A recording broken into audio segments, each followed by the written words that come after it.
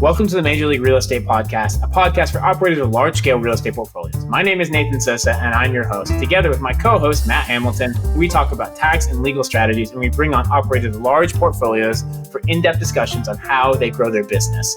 We hope you enjoy.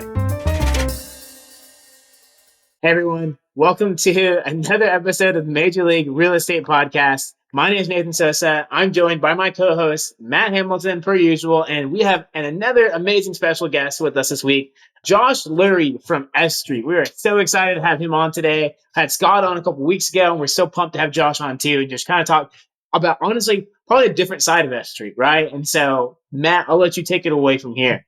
Yeah, no, Josh, it's super great to have you on. We're super stoked to chat with you. Josh, I will say, I was up in Milwaukee and I was kind of chatting with you guys personally. I was surprised to hear that you and Scott weren't brothers, because in my head, my working assumption was that you two were brothers. So that was a fun fact. That's pretty funny, Matt. And number one, we appreciate you being a part of our Investor Summit. It was really great to have you. I know a lot of our investors really enjoyed getting to know you and getting to chat with you, and the value that you guys provide to us and our business, and then subsequently our investors, right?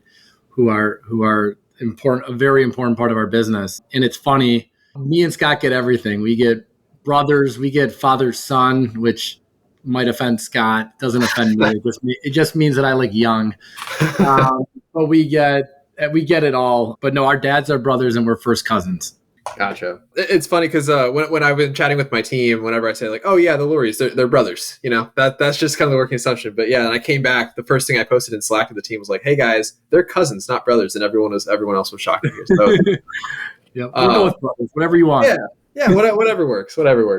But just kind of kicking things off here, can you kind of tell us a little bit about your background, how you've gotten to where you're at currently with F Street, and what that journey has looked like for you? Absolutely. Yeah. So I graduated from Wisconsin-Madison in the business school, and my background was in finance and accounting, double major. And I always wanted to get into the financial and accounting and investment world.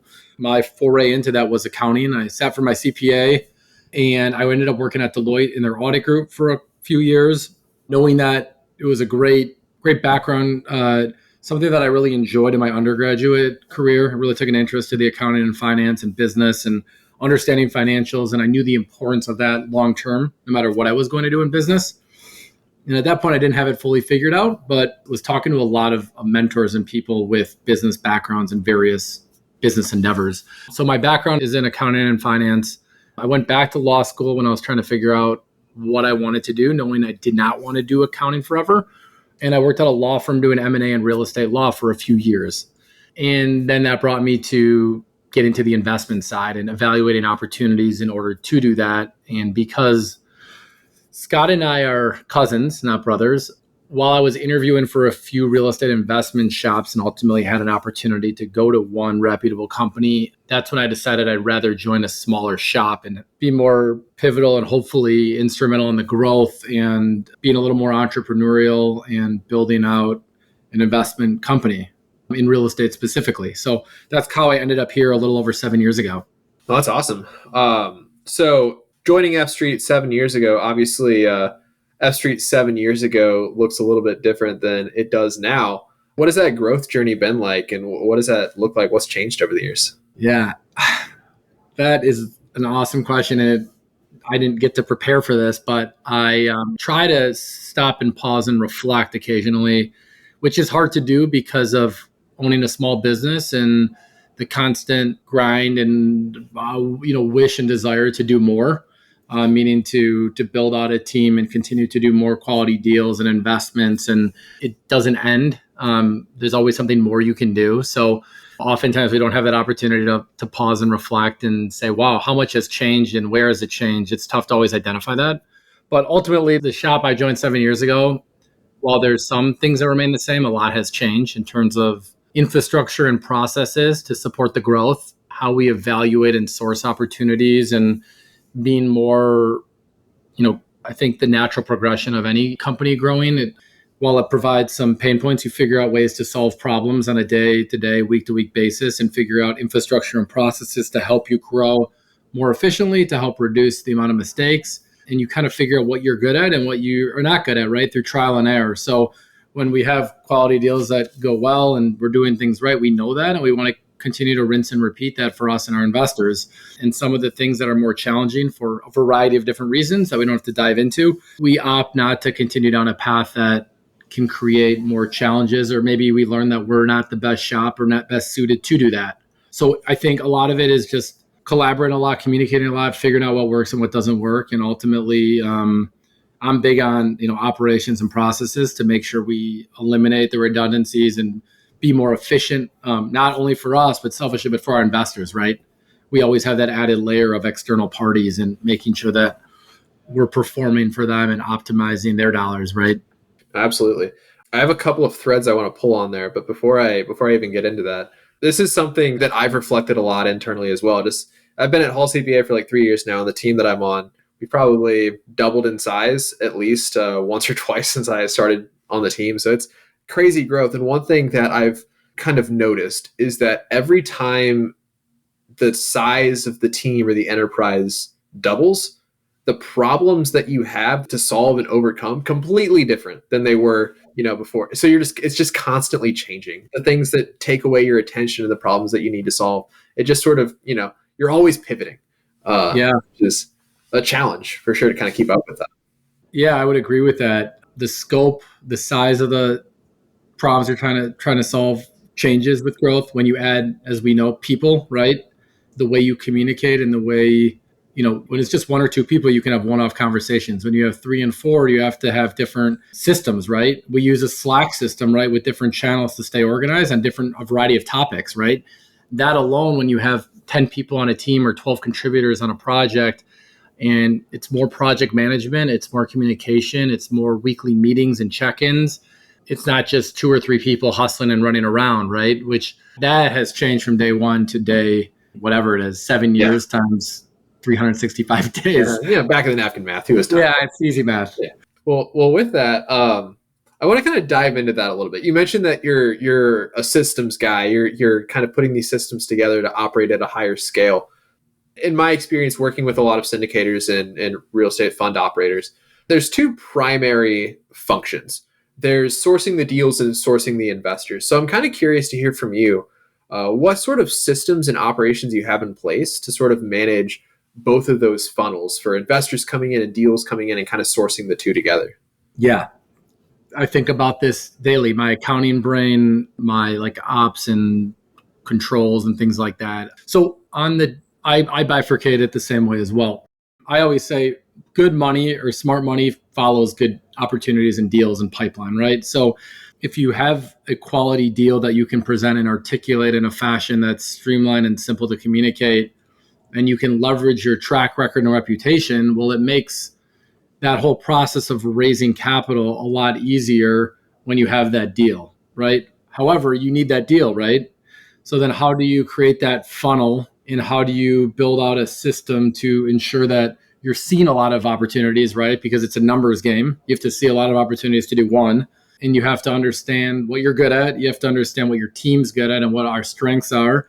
And then how do we source quality deals that fit our parameters and fit, call it our buy box, right? Whether that's on the development or acquisition side.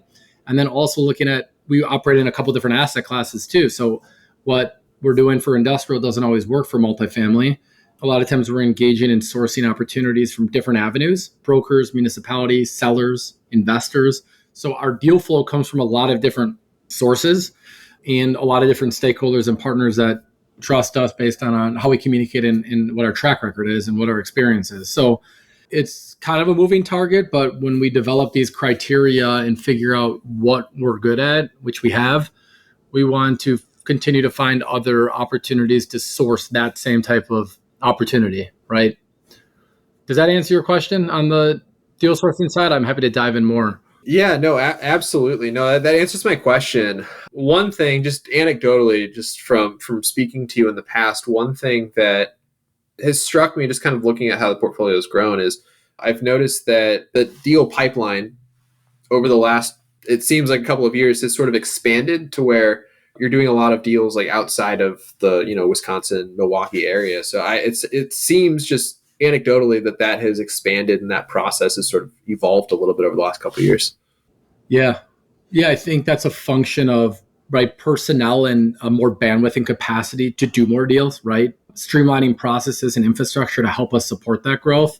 And then also a comfort level that we can get comfortable with other markets while we don't develop really outside of the Midwest. We have gained comfort by trying to do that 6-7 years ago, and we've had success. So like I talked about earlier, being able to replicate that success and having the confidence to be able to execute on that investment, right? We might buy an asset in New York or Ohio or Mississippi, but knowing that we have the team to execute on that from a renovation, from a lease up, working and coordinating with third parties. As we all know, with technology, you're able to do things more efficiently, and airfare allows us to get places quickly, to be efficient, to still have boots on the ground as well. And as we built out our team, we have more bodies that can do more ultimately. So, that approach of geographic expansion is a function of we've had success in other markets. And if we can understand and get comfortable with them, we're not afraid to invest in other markets so long as we understand them. That totally makes sense. Kind of follow-up question. As you're kind of talking about this, you mentioned that you're in multiple asset classes. You do some development deals, some acquisition deals. I'm curious. Obviously, when you put deals together, you need to bring investors into those deals. And all those investors have different preferences, different risk appetites, different criteria that kind of make up their investment decisions. So there's this need to sort of marry the two together. So I'm curious if the deals that you find and the leads you sort of bring in on that side are influenced by the investors, or if the investors you go out to find are influenced by the deals that are just coming into your pipeline. It's a great question. And we're constantly evaluating this at our investor relations meeting weekly and talking with our team internally. The answer is both. And the challenging but rewarding thing about our business, or piece of our business, is people are different, right? They have different preferences in terms of investments and risk tolerance. And they also, because we don't have one or two institutional partners or family offices, we understand it's not a one-size-fits-all approach where it's a certain deal and everyone's going to come into that deal. So we present different opportunities that we like, and ultimately, because of the depth of our investor group, are confident that we can raise the capital for certain types of deals, because we fundamentally understand that we have enough investors that have an appetite or risk tolerance or risk reward tolerance, right? Where they want certain types of deals based on asset class, based on location, based on cash flow and return metrics. And we try to get as granular as we can so we understand our investors, right? And we do that through communication, through our HubSpot and infrastructure, our CRM, that we can make notes in our system. We can formalize things. We can extract data, because the more you know about your investors and what they're looking for through communication, we can understand and we can bring opportunities that are compelling to them. And the flip side of that is sometimes we dictate what investors should invest in. Now, we don't make them invest. We explain to them, we find this opportunity and we put together the investment thesis, which we do regardless, right? And it's more of a push where we say, hey, this is a great deal that we've sourced, and here's why it's a great opportunity, and here's why you should invest. And hopefully people trust us based on our track record and reputation that they have the confidence and they see the vision of the opportunity. That's super interesting. One thing that kind of comes to mind after kind of hearing that, you mentioned that you have a deep investor pool with people with different risk tolerances, different preferences for different types of deals, that allows you to kind of have that confidence to go into sourcing deals with the confidence that you can raise that capital. You've been doing this for 7 years. I'm curious if over time you find that investors just sort of have their own preferences and there's different folks that want different things, or if there's been sort of macro level shifts in what investors are looking for, just based on changes in macroeconomic environments, interest rates, that sort of thing, or if it remains relatively steady and people just want different things. Yeah, I think it's more the latter. People do want different things, right? Based on age, based on maybe somebody is retiring, for example, and they're looking to replace cash flow, right? As opposed to a 30-year-old who has a great job, who wants to invest, and they're willing to take more calculated risk and be more opportunistic. And they have a different risk appetite because they know they have more years of earning power, right? Everyone comes up with reasons why they like or don't like a deal. And we spend a lot of time educating investors or talking through it to understand what they like, what they don't like, what concerns them. And ultimately, we want every investor to feel comfortable with what they're investing in. And every investment is not, we understand that every investment is not right for every investor. And that's the beauty. I love that about our model, right? You're not compelled or you're not forced to invest in every deal. You get to choose which investments you want. And we get to talk that through with you, and you get to review all of our materials, and we get to work through.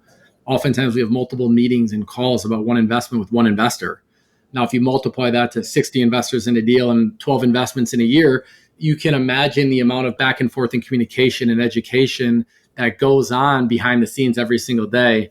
And that's what's fun, because we get to build a relationship with our investors during that time. And we're not just talking about the deal, we're talking about their life and their family, and get to grow a relationship over a period of time. And I always say that's the favorite part of my job, is getting to meet these great people who are doing amazing things, and we get to be a part of their world and they get to be a part of our world. Real estate syndication tax is confusing to you? Well, that's why hopefully you listen to the podcast today. Also, you should go to our website, www.therealestatecpa.com, and you will be able to get access to the ultimate guide to real estate syndicators and sponsors, which breaks down everything from preferred returns, depreciation strategies, whether you're a GP or an LP, avoid costly mistakes, and maximize your returns. Download the complete guide free and get the tax clarity you need to succeed. So that's super interesting, and it kind of touches on something we spoke about earlier in the conversation with kind of developing these systems. Obviously, real estate is a very relational business. It's about bringing people together that have different needs and different outlooks, and just kind of matching them together. But the challenge with relational businesses is that they're very difficult to scale, because there's only one Josh and you can only talk to so many people in a given day. So as that scales, as you mentioned, like that's so many touch points, that's kind of where the system comes into play. So I'm curious what systems you've built to manage that many investor touch points. Yeah, that's such a good question. And I can take that in so many different directions. And I think about the transfer of knowledge, right? With an employee leaving, right? For a family circumstance, how do we transfer that knowledge at a small company to that next person who's going to take their job? Or how do we, from a training standpoint, right? Fortunately, if you find the right personnel who are smart, who are passionate about learning and getting involved and rolling up their sleeves in what we're doing, people learn pretty quickly if you find the right people who are smart and being involved. I've watched a couple of our young guys who have been here a year and a half. From day one to day now, it's like they've been here 5-7 years. And I'm amazed and so impressed by not only the knowledge that they've picked up, right, but their ability and confidence that continues to improve every day, every week. And I was no different, right? You guys were probably no different in your career. When you start investing and you're passionate about something and you want to learn and you want to read about it, if you're smart and savvy enough, you can figure out a way to get it done. And if you don't know how to do it, you can ask the question and find the right resources to ultimately answer your question. And at the end of the day, we're all in people businesses, and you have to find the right talent and personnel that wants to learn, that wants to get involved, that wants to be that next iteration of leadership and talent, because I'm not going to be here forever. And hopefully this company will outlive me, will outlive Scott. That's the goal. But that doesn't happen without processes and infrastructure that continues to improve, right? I hope in 7 years we're doing this podcast and we're at a much different spot than we are now, because we have always room to improve, right? And there's processes and infrastructure and things that we could be doing that doesn't happen overnight. Scott and I always say, Rome wasn't built in a day, right? There's going to be challenges. There's always going to be challenges with growth, with new personnel, with new systems. And every day we're just focused on our business and improving upon that the best we can do. That's super interesting, because when you look at scale and building those systems, it's interesting that the answer to, how do you build scale in a relational industry, a relational service-based industry? The answer is having the right relationships and having the right people to kind of hold that glue together. You can automate as much as you want. You can automate emails and notifications and whatever else, but ultimately it's that human touch, and having the right people in the right places is really what allows you to grow exponentially. Definitely. But if you can depend on different processes as humans who are humans and they make mistakes, if you can mitigate those mistakes by, for example, ensuring that all of our loan maturities are in one spreadsheet, or we tracking them differently through our CRM, or we have different critical dates in our purchase and sale agreements where we're making sure that they're inputting to a certain development team calendar, right? These are two different things I bring up as just minor examples that with more people, you have to have more people aware of these dates, more people aware of different critical items to your business. Those are the things that you can't miss on, right? And they might sound simple, but when you have a lot going on and a lot of volume, they're easy to miss. And putting in processes to mitigate mistakes from a cash flow management, from critical dates and legal documents, from leases and maturities, and ensuring that we have reminders. These are all things that need to work because we're protecting our company or protecting our investors, right?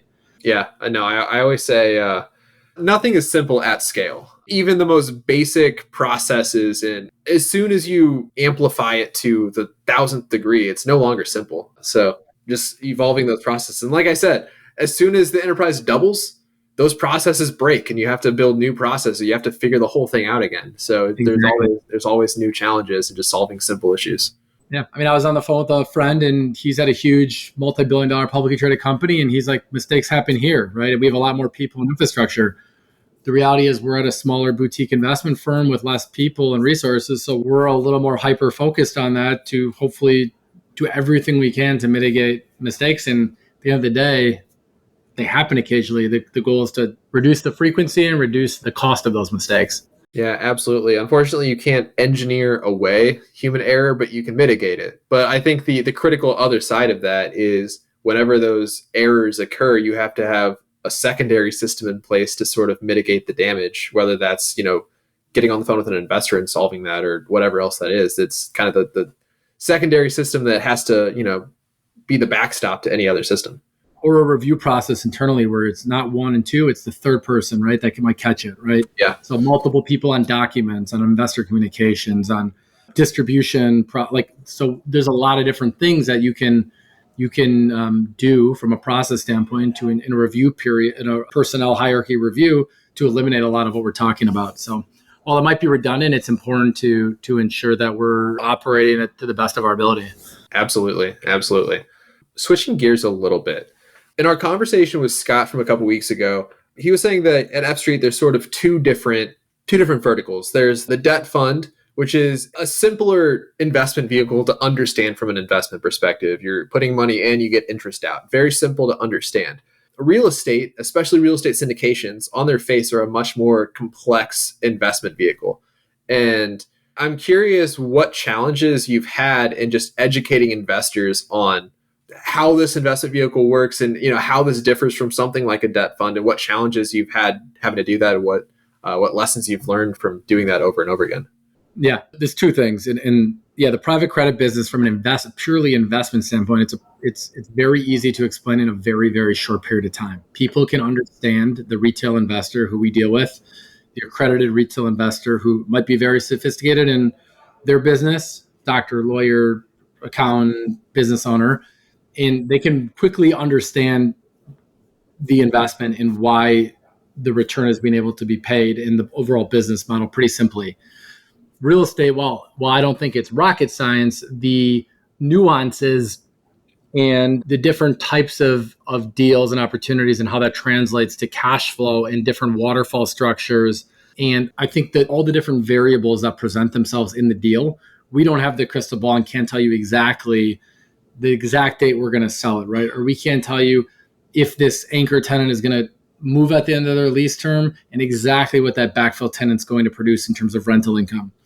But our job as an operator is to ensure that we're going into deals with appropriate basis and understanding what that backfill, like the example I'm talking about, what that backfill ability might look like, right? What is that additional improvement allowance and commission required to inject capital into that deal to still make sure it works at the end of the existing lease cycle, right?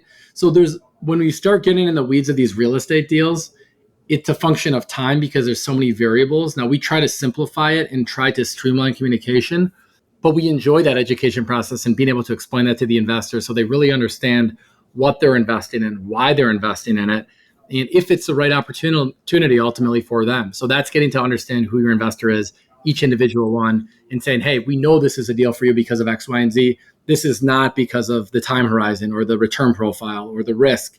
So hopefully that answered. Yeah, no, that definitely answered my question. And obviously, Nate and I, we're tax guys, so I'd be remiss not to ask.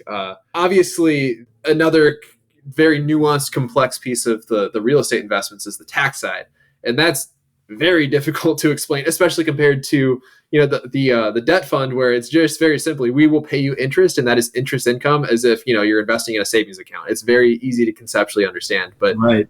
some of the tax nuances of receiving cash flow through cash distributions that aren't taxable income, and kind of understanding all of that. There's a lot more complexities there as well. So especially for people who may be newer to the space, I mean, I would imagine that's also a large component of the education piece as well. Yeah, it's a good point. I mean, the tax issues, I always tell people I'm not a tax professional and I'm dangerous enough, but I don't want to give tax advice because every investor has a different tax situation. So we try to introduce people to the right professionals and facilitate that, whether it's with you guys or a tax lawyer, right, to ensure that they understand the nuances of their particular situation.